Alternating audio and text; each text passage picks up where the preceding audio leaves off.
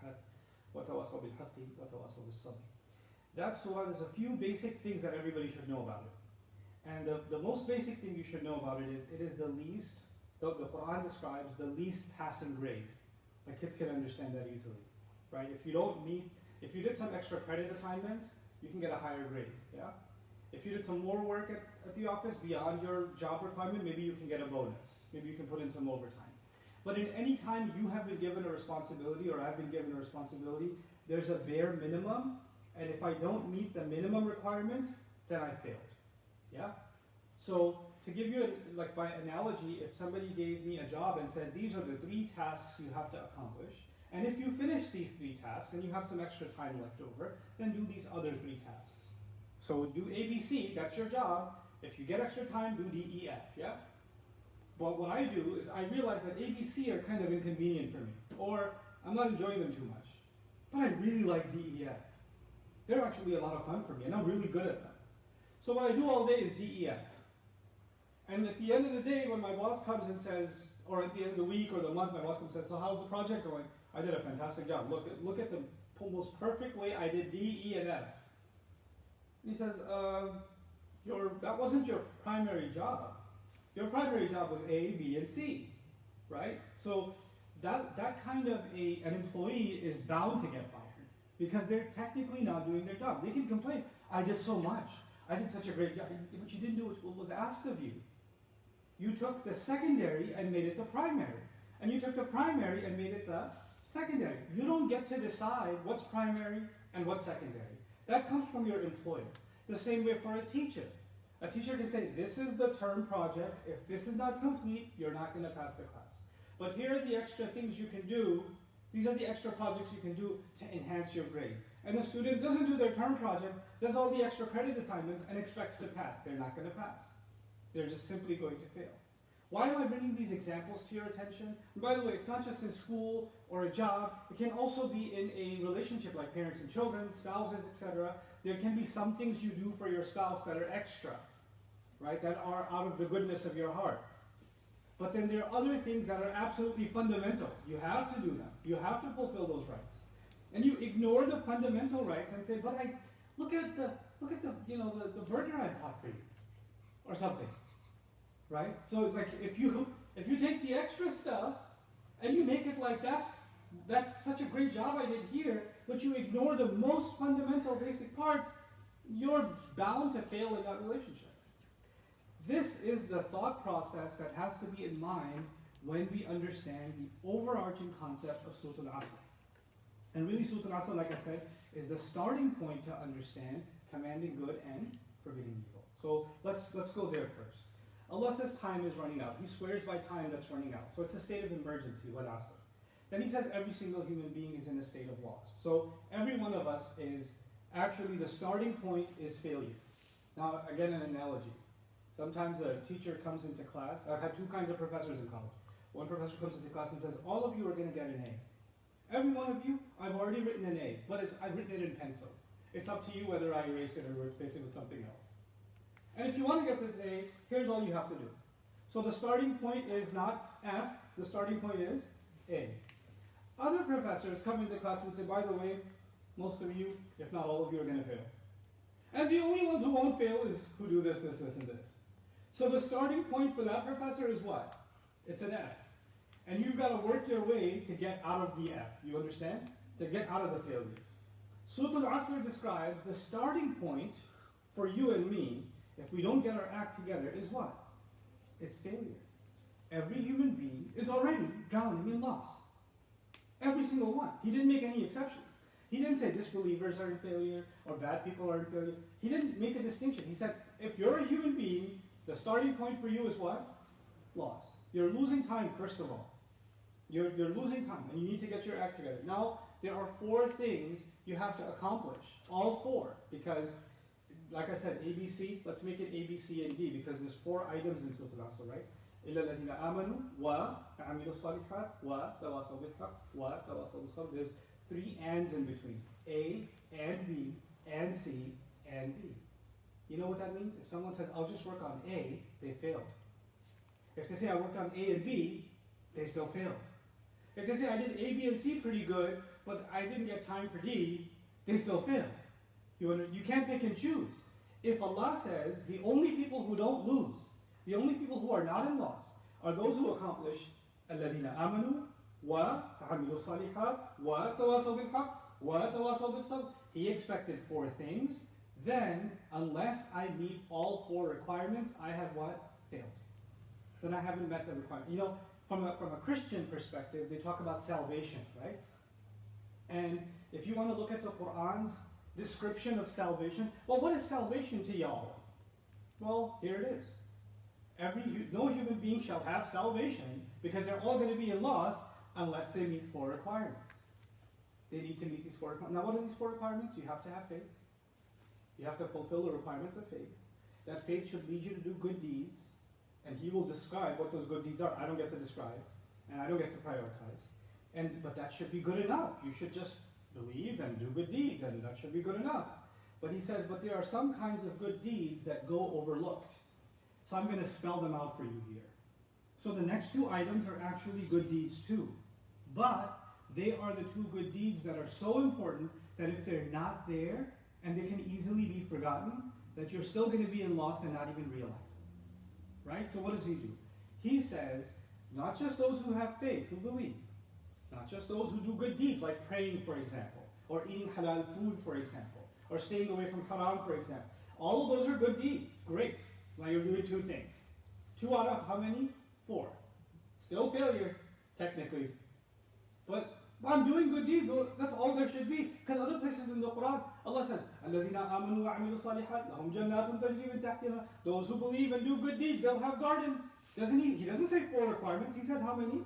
2, all the time. So how come there's 4 all of a sudden? You promised me heaven in other places with just 2 requirements. And now you're telling me I'm a failure unless I meet 4 requirements. So there's a contradiction. Actually, there isn't a contradiction. What Allah is telling us is those good deeds include C and D. But C and D are the most forgotten good deeds. And I want to make sure you don't fail and think you're doing some good deeds and you're ignoring these other good deeds, and as a result of that, you're failing. I wouldn't want you to be in that category. So he spelled it out for us in Surah Al-Asr. What did he say? وَتَوَاصَوْا بِالْحَقِّ وَتَوَاصَوْا بِالصَّبْرِ. Now the word tawasaw is a verb. Means they counsel. They counsel. They give advice. Okay? I won't get into the etymology or long discussions. In the khutbah context, we can keep it short. They give advice, they give counsel, they say kind words to encourage. So these are all, they translate it as they enjoin each other, or they counsel each other. Okay? Anyhow, he could have said that word once. He could have said they counsel each other to the truth, and they counsel each other to patience. But the word counsel didn't have to be repeated. He could have said they counsel each other to truth and patience. You could say the counsel once, like you could say, I ate a burger and I ate French fries. But you don't have to say ate twice. You can just say I ate a burger and French fries. You don't have to repeat the ate. But here he's saying, and those who've counseled each other to the truth, and those who've counseled each other to patience. Now, why would he do that? Why would you repeat the verb? Why? Because those 2 things don't necessarily come together. They have to be looked at as separate. You have to understand them separately. To put it in very, very basic terms, because the purpose of khutbah is not to give you a tafsir of Surah Al-Asr. I've done a lot of lectures on Surah Al-Asr and podcasts and things like that. Here I want you to understand, going back to the concept that I hope to elaborate for all of us, and that is commanding good and forbidding evil. So I'll give you a basic example. It's late at night, before the COVID-19 days, you're going home from work, right? And it's like 8 or 9 p.m. You're going down the street, and a bunch of kids are playing, teenage boys are playing baseball in the middle of the street, right? And they're hitting the ball really hard, and it's hitting cars, and alarms are going off, and some windows getting smashed, and they're playing. And you're walking by. Maybe I should say something. Guys, you shouldn't be doing that. But what thought crosses your mind if you did tell them that they shouldn't be doing that? The thought that crosses their mind is, right now they're playing baseball with a ball. If I open my mouth, they might play baseball with my head. I don't know what they're going to do. There's a lot of them, and there's just one of me. There's a fear in speaking out for the truth, because you can't just say that and get away with it. when you speak the truth, it offends someone. Whenever you counsel somebody to the truth, there's a pretty high likelihood they can turn around and say, "What'd you say? Excuse me? Who are you to tell me?" So, and you could say, and by the way, Allah didn't say they slap each other with the truth. They counsel, which means they find respectful, gentle, kind, appropriate words, the appropriate time to say something, and say it in the most proper way. And then what they say is actually based on proper understanding. We'll get to all of that. But even if you do everything right, the problem is truth is offensive. It just is. Nobody wants to hear that they did something wrong. Nobody wants to hear advice because we feel like we're in a position to give advice as human beings.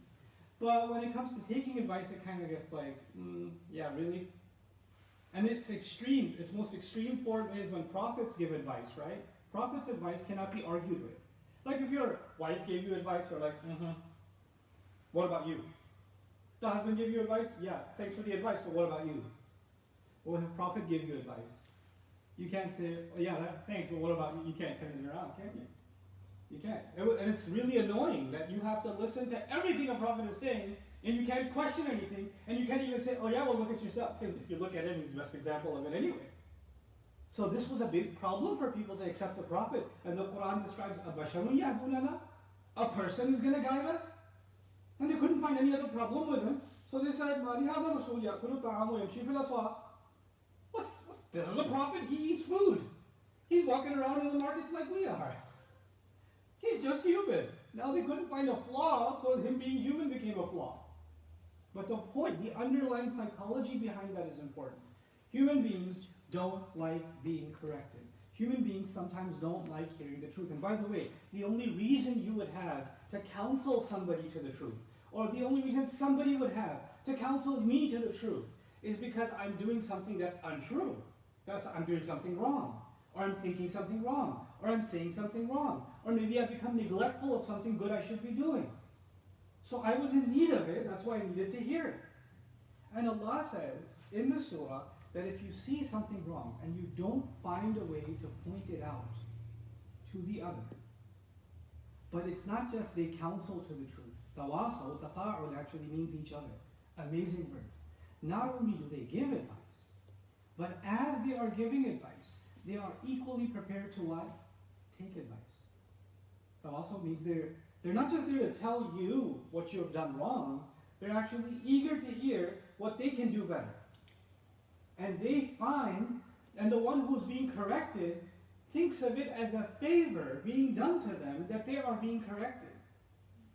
Each of them actually think that this person, now in the world that we live in today, being corrected is offensive. Being corrected is, oh yeah? Oh, you want to correct me? Let me show you how that works. And in fact, part of us even says, now that you've corrected me, it's your turn. It's like a tennis match. Nobody's actually acknowledging that you've done me a favor by correcting me. By thank you for pointing something out that I didn't address, that I didn't see that I'm doing wrong. A person, for example, can be negligent.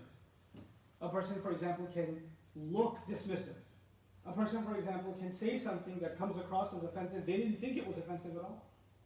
But they said it and they didn't think it was offensive at all. And somebody points it out to them, and they should be able to realize it. Yeah, you're right. The way I said that, but the first impulse is what? To defend and say, no, that's not what I said at all. That's not what I mean at all. And I don't want to see how it could be taken that way. I don't want to see that. I don't want to be corrected. Oh, and you are so hurt by that? What about what you did on Thursday of 1983, January 4th, etc.? It's like you've got the list of violations ready to go. And you can bring those up anytime you're corrected. You've got a list of things, arsenal you've got against each person. And every time they try to correct you with something, I got your file right here. And then pull out the file and list their violations. So deflect from yourself. And that's the opposite of what Allah is saying here. They counsel each other. They're giving, as if they're giving parting advice. Tawasi comes from wasiya. And wasiya means someone who's dying, they leave a will. Yeah? And when they're dying, and so a mother is dying, and she says to her daughters, take care of each other. And the last words they heard. The mother's got this notion that maybe I'll never get a chance to say something to them again. The children will have imprinted on their minds that these are the last words our mother ever told us. Are they of some significant value? Yes, they are. And tawasi means it's as if you're talking to somebody and you don't know if you'll ever get a chance to hear their voice again, or they'll get to hear yours again. There's a certain softness in the heart that comes from tawasi. Allah says people are in a state of loss, and they can't hold on to their faith, and they can't hold on to good deeds until they learn to give each other good, sincere advice based on the truth, al-haq. Al-haq, and many Sahaba said, al-haq here actually means the Quran. They counsel each other to Allah's words. You know? And the point being, if somebody tells you, hey, by the way, Allah says this. Oh yeah? Who are you to tell me Allah says that? You don't think I know that already? Why do you think the Sahaba are reminding each other of the Quran all the time? Like they recited Surah Al-Asr to each other all the time. No, not one of them said, hey, I know Surah Al-Asr. I already know that. Thank you. Thank you though for assuming that I don't know that. Nobody said that. Because they understood that human beings are in need of what? Reminder. Reminder as if it's never been heard before. This is why when Allah told Rasulullah ﷺ the story of Musa over and over and over again, more than any other story. And then when the Prophet ﷺ was depressed one time, he told him, وَهَلَ أَتَاكَ حَدِيثُ مُوسَى? Did the news of Musa come to you? Did the news story of Musa come to you? It's not new. I've heard it a bajillion times. I've heard it so many times. And yet Allah gives the Prophet ﷺ an attitude. When you hear the word of Allah, the attitude you and I should have is like we're hearing it for the first time. That's what He expects. That's what the Wasl will help. And then comes, well, even if you do such counsel, sometimes if I give you advice or you gave me advice, you don't see the change right away. Yeah? Now let's compare for a moment. Our Rabb, our Master Allah, made it very clear that we have to pray. He made it very clear that we have to dress a certain way, or we have to, eat certain things, or we have to behave certain ways. He made it very clear.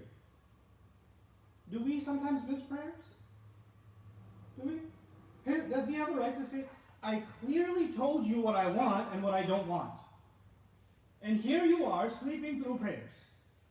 You know what? I'm done with you. Is that Allah Azza wa Jalla towards us? Because if He was, humanity wouldn't exist anymore, would it? But what are we to each other? I told you once, and that should have been enough.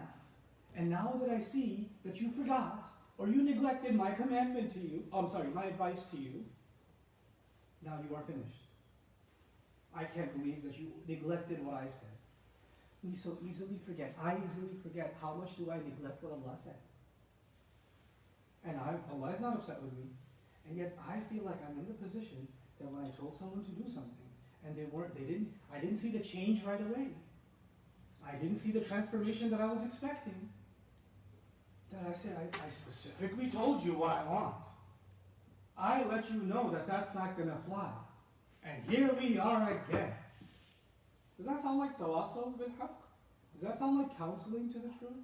No, because, under the reason I wanted to, really explain this concept, take my time explaining this concept to you through a series of khutbahs, is because we use beautiful words sometimes. Like, beautiful words are commanding the good and forbidding the evil. Those are beautiful words. But we use them for some very ugly behaviors. We misuse them and we mask the ugly behavior thinking that we're doing something good. The responsibility to give counsel doesn't go away. And once you give counsel, you have to be patient. وَتَوَاصَوْا بِالصَّبْرِ. We have to be patient with each other. Even Musa alayhi salam has to tell his teacher, Surah Al-Kahf, could you be patient with me? And the teacher has to tell him, you're not going to be patient with me. لَن تَسْتَطِيعَ مَعِيَ صَبْرًا. What does that mean? Human beings are not perfect. And even if we give someone advice, if one kid came to me and said, and I told him, hey, listen, the masjid has certain manners. When you come in here, I don't want you, talking about video games or other things. Once you come into the masjid, you should only be talking about remembering Allah and praying. And I gave them this advice twice, 3 times, 4 times. But then they come in and they're doing the same thing again. Should I get upset? No. You know what I should remember? Human beings need a reminder. That's what I should remember. Human beings need a reminder. We forget easily. And who are they to forget but I?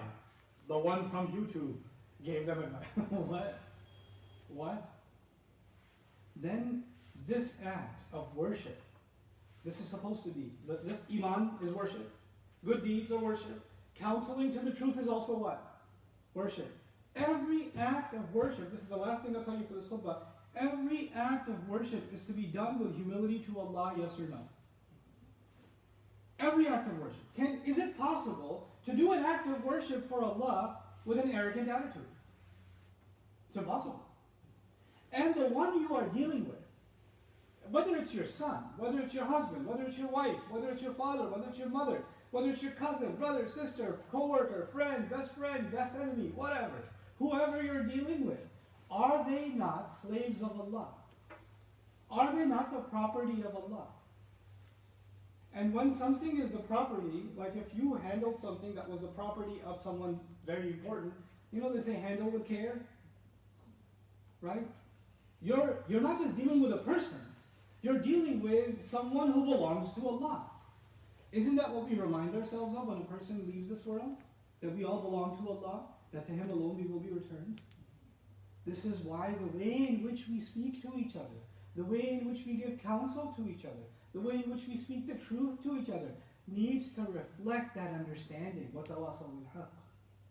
So when we get to the ayat about commanding the good and forbidding the evil, and what that really implies, what does it mean? What does the word good in the ayah actually mean? What does commanding actually mean? What is evil actually? What's the word for evil Allah used? What does it mean to forbid it?